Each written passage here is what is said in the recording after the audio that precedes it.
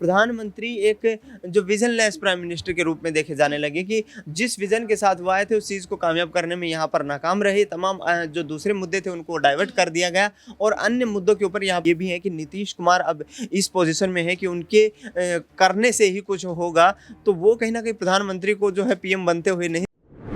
नमस्कार, मैं नाज़मीन खान और आप देख रहे हैं SPN 9 न्यूज। लोकसभा चुनाव के परिणाम 4 जून को निकलकर सामने आए। परिणामों के तहत तीसरी बार एनडीए जीत के कगार पर पहुंचता हुआ नजर आया, लेकिन इंडिया अलायंस भी बाजी देता हुआ एनडीए को देखा गया। जहां इंडिया अलायंस भी कम नजर नहीं आया। जहां देखा जाए तो 2019 से लेकर 2024 के बीच में यानी कि 5 साल के अंतराल के बाद कांग्रेस पार्टी और पूरे इंडिया अलायंस का प्रदर्शन बेहतर देखने को मिला। अब ऐसे में जहां 293 लोकसभा सीटों पर एनडीए देखा जा रहा है, तो वहीं 234 सीटों पर इंडिया अलायंस नजर आ रहा है। और वहीं इकलौते भारतीय जनता पार्टी की बात करें तो 240 पर, तो वहीं कांग्रेस पार्टी 99 सीटों पर सिमटता हुआ दिखाई दिया। लेकिन चर्चाएं यहां पर तब तेज होती हुई नजर आई जब बिहार के मुख्यमंत्री नीतीश कुमार को ऑफर किया गया कि वो अपनी पार्टी को लेकर इंडिया अलायंस में आ जाएं तो हम आपको उप प्रधानमंत्री का पद सौंप देंगे। तो वहां नीतीश कुमार के साथ साथ आंध्र प्रदेश के तेलुगु देशम पार्टी के अध्यक्ष चंद्रबाबू नायडू को भी यही ऑफर दिया गया और साथ ही साथ दावा किया गया कि अगर ये 2 पार्टियां इंडिया अलायंस के साथ मिल जाती हैं तो एनडीए का कद कम होता हुआ नजर आएगा और 272 जो बहुमत का आंकड़ा है वो कहीं ना कहीं इंडिया अलायंस साबित भी कर सकता है।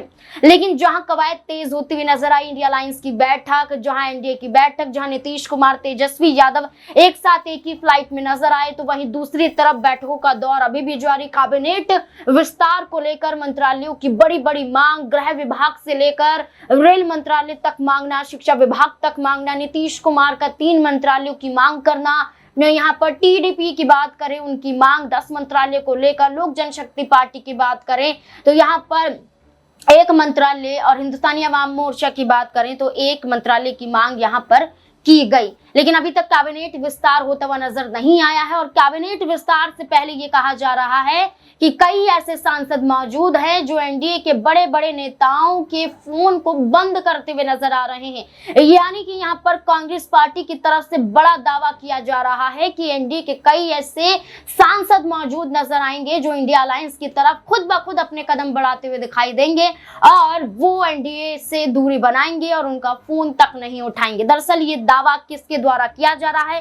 कांग्रेस प्रदेश अध्यक्ष की बात करें, यहाँ पर अमरिंदर सिंह राजा की, वो दावा करते हैं कि कांग्रेस पार्टी का प्रदर्शन पंजाब में बेहतर होता हुआ नजर आया। जहां पंजाब में 13 लोकसभा सीट पर कांग्रेस पार्टी 7 सीटों पर जीत हासिल करती हुई नजर आई, तो वहीं आम आदमी पार्टी 3 सीटों पर, तो वहीं भारतीय जनता पार्टी का खाता भी नहीं खुल पाया। जिसके बाद अमरिंदर ये कह रहे हैं कि पंजाब में बड़ी जीत और देश भर में इंडिया अलायंस एनडीए को टक्कर देता हुआ नजर आ रहा है और आने वाले वक्त में एनडीए के कई सांसद दूर होते हुए नजर आएंगे। ये दावा अमरिंदर सिंह राजा द्वारा किया जा रहा है। लेकिन इसी दावे के साथ हमारे तमाम सहयोगी क्या कुछ कहते हुए नजर आ रहे हैं, यहाँ पर उनकी क्या राय है कि क्या जहां इंडिया अलायंस की बैठक के खत्म होने के बाद कहा जाता है कि हम सरकार बनाने का दावा पेश नहीं करेंगे लेकिन उचित समय का इंतजार करेंगे, क्या समय से पहले या समय के बाद कोई बड़ा खेल यहां पर एनडीए का बिगड़ता हुआ नजर आएगा? इस पर मेरे सहयोगी क्या कुछ कहते हुए नजर आ रहे हैं, सुनिए जरा। यहाँ पर नरेंद्र मोदी के अलावा नाम एनडीए की तरफ से कई और दिग्गज चेहरों के होते हुए नजर आ रही हैं, लेकिन इंडिया अलायंस की तरफ से बात कर रहे हैं जहां पर दावा किया जा रहा था, जहां ऑफर दिया जा रहा था नीतीश कुमार को लेकर कि अगर नीतीश कुमार इंडिया अलायंस की तरफ आ जाते हैं तो डिप्टी पीएम बना दिए जाएंगे। लेकिन अब यहाँ पर चर्चा ये हो रही है कि उत्तर प्रदेश में समाजवादी पार्टी ने बेहतर प्रदर्शन किया है भारतीय जनता पार्टी के मुकाबले में, जहाँ सपा 37 तो वहीं बात करें भारतीय जनता पार्टी 33 सीटों पर सिमट कर रह जाती है। लेकिन दावा अब अखिलेश यादव को लेकर भी किया जा रहा है कि किंग मेकर बन चुके हैं, अब सिर्फ यूपी तक सीमित नहीं रह पाएंगे बल्कि केंद्र में भी नजर आ सकते हैं। दिनेश मेरे साथ मौजूद हैं, उनसे जानने की कोशिश करेंगे। दिनेश, अखिलेश यादव को लेकर भी दावा किया जा रहा है कि वो भी कहीं ना कहीं अगर इंडिया अलायंस पेशकश करता है तो वो पीएम चेहरे के लिए कहीं ना कहीं आगे हो सकते हैं, और वहीं नीतीश कुमार को यहाँ पर डिप्टी पीएम बनाने की बात की जा रही थी। इंडिया अलायंस आखिर आखिरकार किस चेहरे को आगे करना चाहता है, क्योंकि दावे तो यहाँ पर कई किए जा रहे हैं। देखिए, यहाँ पर फर्स्ट प्रायोरिटी के रूप में देखा जाए तो राहुल गांधी होंगे वो चेहरा, लेकिन हम देखें कि इंडिया अलायंस में सेकंड लार्जेस्ट पार्टी जो है वो समाजवादी पार्टी रही है, जिसने उत्तर प्रदेश में अपने राजनीतिक करियर का सबसे बड़ा यहाँ पर रिकॉर्ड कायम किया है, प्रचंड जीत हासिल की है। और कहीं ना कहीं भारतीय जनता पार्टी को आज जो अल्पमत में बीजेपी खुद इंडिविजुअल पार्टी के रूप में दिखाई दे रही है, वो कहीं ना कहीं उत्तर प्रदेश के आंकड़ों के आधार पर दिखाई दे रही है, क्योंकि यूपी में बीजेपी चाहती थी कि कम से कम 60 सीटें जीती जाएँ, लेकिन ये संख्या जो है घटकर के आधी आ जाती है। और ऐसे में अखिलेश यादव के बारे में आपने जिक्र किया, जरूर एक निर्णायक भूमिका में है, किंग मेकर की भूमिका में हो सकते हैं यदि इंडिया अलायंस गवर्नमेंट फॉर्म करने की यहाँ पर पोजीशन में आता है। लेकिन फिलहाल देखा जाए तो यहाँ उम्मीदें कम दिखाई दे रही हैं इंडिया अलायंस की कि सरकार को बनाया जाए। लेकिन मुझे नहीं लगता कि यहाँ पर जो है कांग्रेस पार्टी किसी पद को लेकर इतनी बड़ी हठ धर्मिता करती हुई नजर आएगी, क्योंकि 2004 में जिस वक्त सोनिया गांधी और अटल बिहारी वाजपेयी एक दूसरे के सामने थे, शाइनिंग इंडिया का नारा अटल जी के द्वारा दिया गया था और वो शाइनिंग इंडिया का नारा यहाँ पर फेल होता हुआ नजर आया था। उस वक्त कांग्रेस पार्टी के पास, सोनिया गांधी के पास अच्छा मौका था कि राजीव जी के बाद दोबारा से एक कोई गांधी परिवार का सदस्य यहाँ पर प्रधानमंत्री बनता हुआ नजर आए, लेकिन मनमोहन सिंह को आगे किया गया। तो ऐसे ये बोल्ड फैसले लेने में कांग्रेस पार्टी पीछे नहीं रहती है, और यदि उनको लगता है कि किसी अलाय पार्टनर को कोई पोजीशन दी जानी चाहिए, तो मुझे नहीं लगता कि अखिलेश यादव यदि ऐसी मांग रखेंगे तो उस पर कोई सोच विचार किया जाएगा। कांग्रेस पार्टी को बड़े फैसले लेने में यहाँ पर कोई कोताही कभी बरतती हुई नजर नहीं आई है। देखिए, एक और सवाल यहाँ पर रहेगा दिनेश, जैसे कि बात करें कि विपक्षी गठबंधन की बीते दिन बैठक होती हुई नजर आई।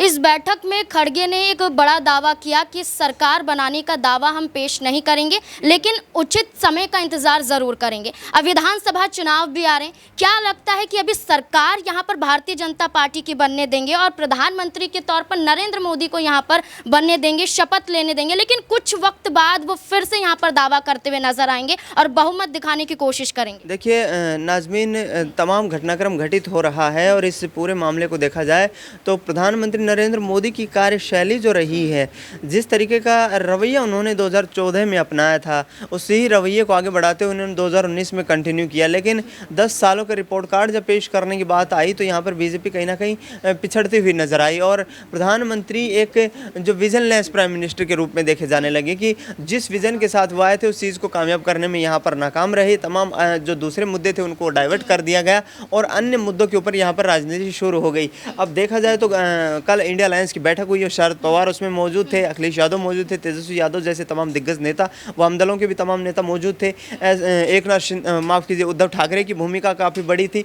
तो यहाँ पर देखा जाए तो जिस तरीके से भारतीय जनता पार्टी और सूत्रों के हवाले से जो खबरें सामने आ रही हैं वो ये भी है कि नीतीश कुमार अब इस पोजीशन में है कि उनके करने से ही कुछ होगा, तो वो कहीं ना कहीं प्रधानमंत्री को जो है पीएम बनते हुए नहीं देखना चाहते हैं। ऐसे नितिन गडकरी के नाम की चर्चाएं जो है जोरों पर है, और बीजेपी यदि उस सिचुएशन में आती है कि उनको किसी भी तरीके से यहाँ पर सत्ता में काबिज रहना है, तो नितिन गडकरी के नाम पर यदि ये अलाय पार्टनर्स जो हैं ये सेटिस्फाई होते हैं तो वहाँ पर भी मोहर लगनी तय है। तो ऐसा लगता है कि पीएम मोदी का जो विजनरी थॉट था, एक वो विजनरी थॉट डाइवर्ट होता हुआ नजर आया इस लोकसभा चुनाव में, और इसी का कारण ये रहा कि भारतीय जनता पार्टी यहाँ पर जो है मैंडेट हासिल करने में जो है डिफीट करती हुई नजर आई। देखिए, बिल्कुल यहाँ पर अगर हम बात करें तो आज भी भारतीय जनता पार्टी की एक बड़ी बैठक होती हुई नजर आएगी। वहीं दावा यहाँ पर तमाम पार्टियां करती हुई नजर आ रही है, एक तरफ एनडीए तो दूसरी तरफ इंडिया अलायंस, जहां आंध्र प्रदेश को विशेष राज्य का दर्जा दिलाने की बात यहाँ पर तेलुगु देशम पार्टी के अध्यक्ष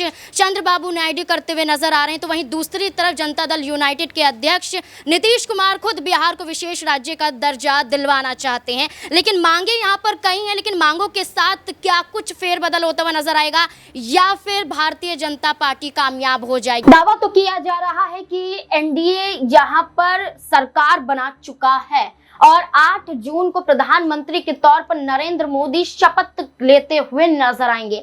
लेकिन जो सबसे बड़ी वजह बनेगी वो बनेगा कैबिनेट विस्तार, जहां एक तरफ इंडिया अलायंस की कई पार्टियों ने बेहतर प्रदर्शन किया, किंग मेकर की भूमिका में नजर आए, तो वहीं दूसरी तरफ दावा किया जा रहा है कि इंडिया अलायंस कोई बड़ा खेल अभी भी खेल सकता है और आने वाले वक्त में एनडीए को भारी नुकसान झेलना पड़ सकता है। क्या कुछ ऐसा होता हुआ नजर आएगा? क्या है आपकी राय इस मुद्दे को लेकर? कमेंट सेक्शन में जरूर बताएं। देखते रहे SPN9 न्यूज। धन्यवाद।